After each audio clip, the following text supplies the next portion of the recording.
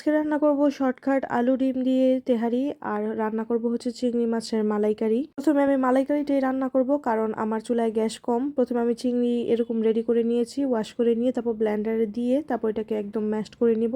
কেউ চাইলে পাটায় ওইটাকে ভর্তা করে নিতে পারবেন। ভর্তা মানে এরকম ম্যাশড করে নিতে হবে। তারপর চিংড়ি মাছগুলো ম্যাশড করা হয়ে গেলে একটা বাটিতে নিয়ে নিব। তারপর এখানে পেঁয়াজ কুচি আর মরিচ কুচি করে রেখেছিলাম, সেগুলো আমি হাত দিয়ে চটকিয়ে তারপর দিয়ে দিব, না হলে কিন্তু আস্তে আস্তে থেকে যাবে। একটু ভেঙে ভেঙে মানে চটকিয়ে দিলে তাহলে একটু নরম হবে আর কি।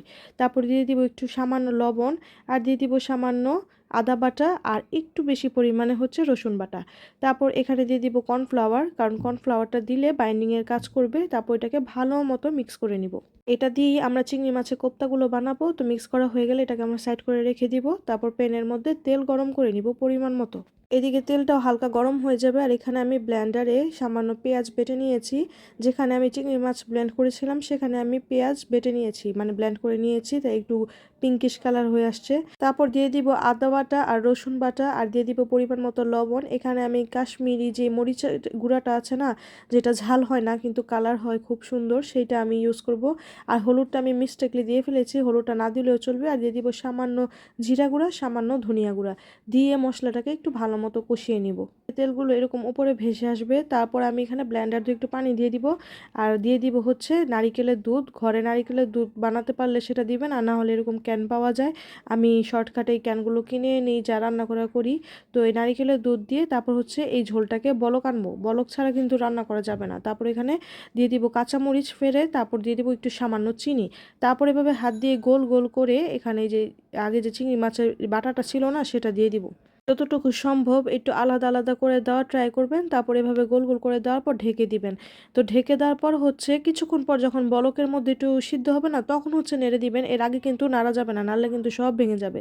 তারপর এই যে এখন দেখেন এগুলো সব কোপ্তা হয়ে গেছে।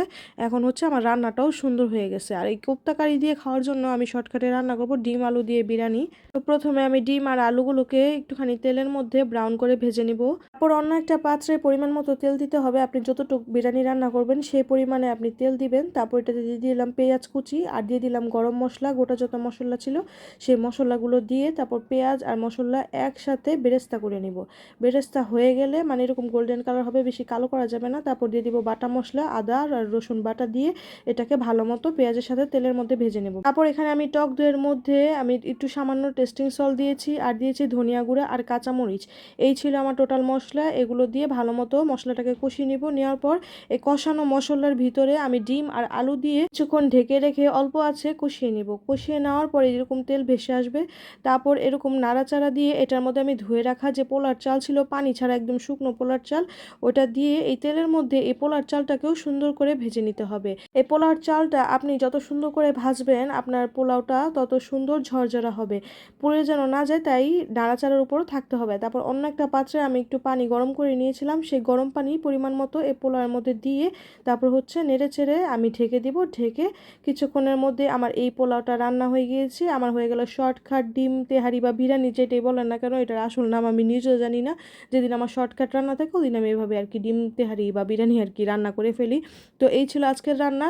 আমার রান্না ভালো লেগে থাকলে লাইক কমেন্ট শেয়ার করবেন, আর অবশ্যই যদি রেসিপিটা ট্রাই করে থাকেন জানাবেন আপনাদের কাছে কেমন লেগেছে। আজকে এই পর্যন্ত। আসসালামু আলাইকুম, বাই বাই।